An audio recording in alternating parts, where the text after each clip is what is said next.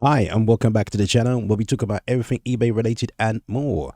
So what are we going to be talking about today is really how to get your eBay account moving in the right directions and what sort of goal that you're looking to do.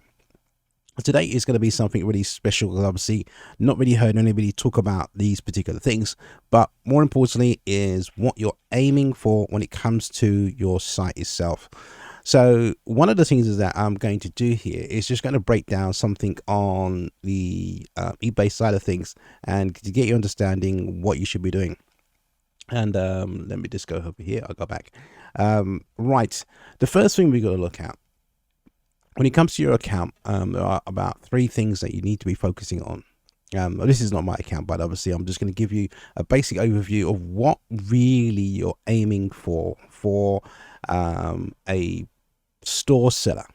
And if you haven't really checked out some of the things about opening a store, this is the next level that you're going to go to. So the process will be to start off by selling some things on a very, very, very, very low scale.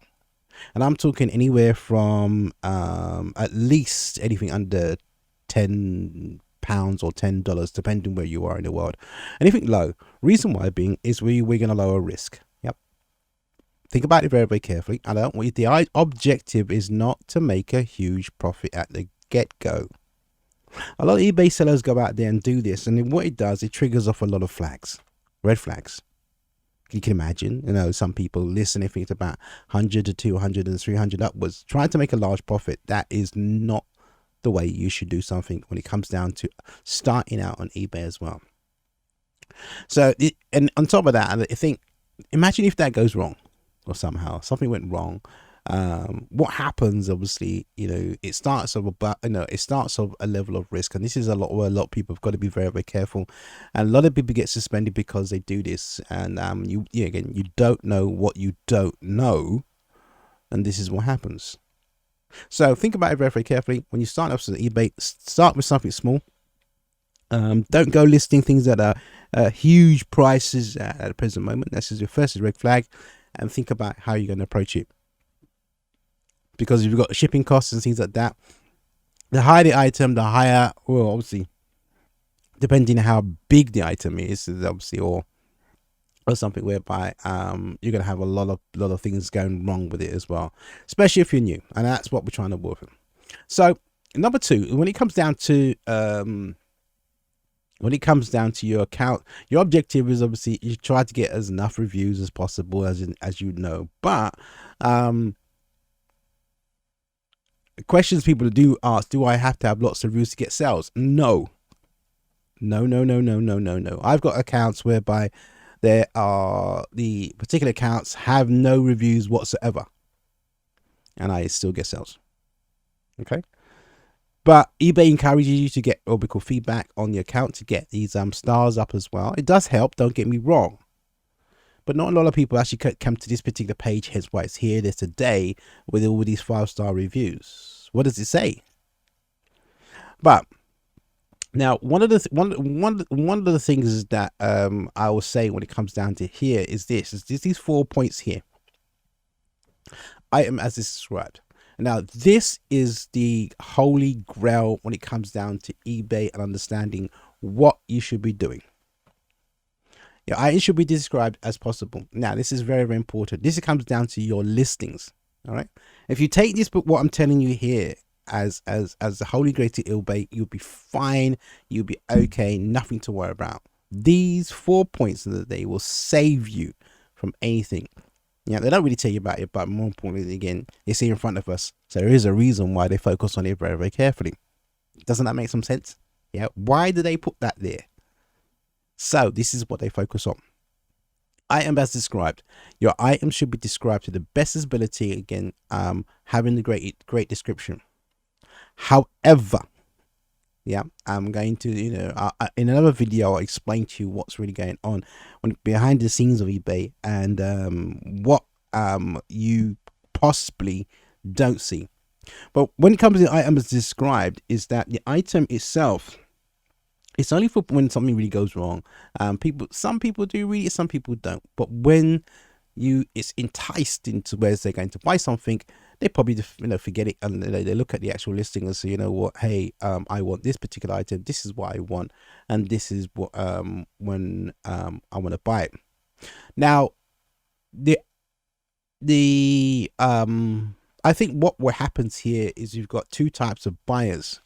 You've got the person that's going to buy, and the person's going to go into auction. This is where it comes in a bit different, because when you go into auction, you'll look at it obviously for the condition and things like that. When it's new, the condition, now all they're worried about is it coming new. So they don't have to really worry about looking at the actual particular description as well. So that is where it differs, and this is where it's quite cool, because someone knows it's new, they know the description. They, again, if there is any sort of areas whereby it's going wrong, they'll look at the other tab, and I'll explain to where that is in quite a number of videos when you're going. But with today is really again how to really establish your account and establish what are the key things that eBay are looking for, whereby your account will be going forward. The next point here is communication. Now, a lot of people fail on this one. A lot of people do fail on this because they don't communicate with their buyer.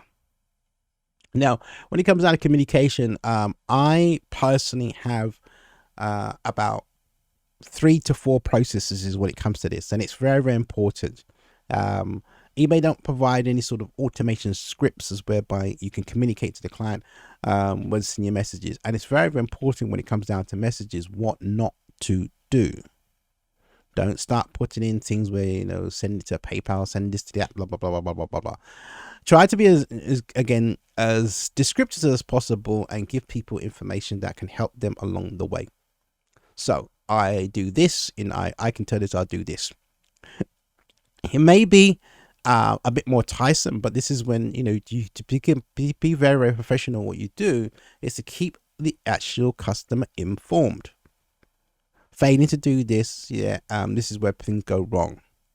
I have a sort of notion in my head: get to the customer before they get to you. And that what it means is that email number 1, I will just thank them for their order. Giving them enough information to say, okay, when the actual particular item will just about nearly arrive. Okay, so they know that there isn't a situation whereby they purchased something and they didn't get some information from me. So that opens up some dialogue whereby we know that the customers did receive some information from us. Obviously, we've given them a date or some sort of information where it's going to ride or where it's going to be posted. Even though they get generic information from eBay, we want to make sure that they can, if they do want to open up some dialogue, they can do so, and we can reply back. 2, then once the item has been shipped, you put the item's been shipped. Once the item's even near to be actually getting delivered to the actual address, we'll also send them an email. I don't follow up with people now asking for reviews. You can do so if you want to do that more work. But again, if you've got lots of orders, it can get time consuming after a while. And this brings us on to the next point. When you dispatch, try to dispatch in as quick as possible once you received the money. You hear what I just said here? Once you receive the money, depending on your payment methods and how fast you can actually get the money into your account, you can actually dispatch the item. Now, this can probably depends on where you are. Here in the UK, we can probably get the money into your bank account in under at least 2 to 3 days, and that's pretty good. However, your dispatch time, and it should reflect this as well, we dispatch on time. How does eBay track it?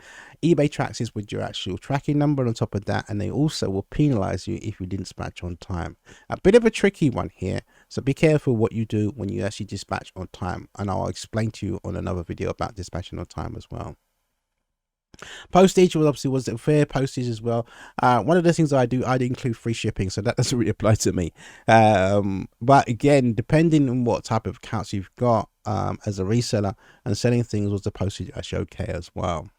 So there's the Holy Grail when it comes down to eBay. If you really want to know more about this, check out some of the actual other videos here on this channel. We've got lots more. Remember to comment and subscribe. If you've got any comments about what we do here on eBay, feel free to drop me a message. I've got lots of experience in here, and also check out the actual comments box. We've got loads of information where you can get more stuff that's actually put on the site. Happy eBay.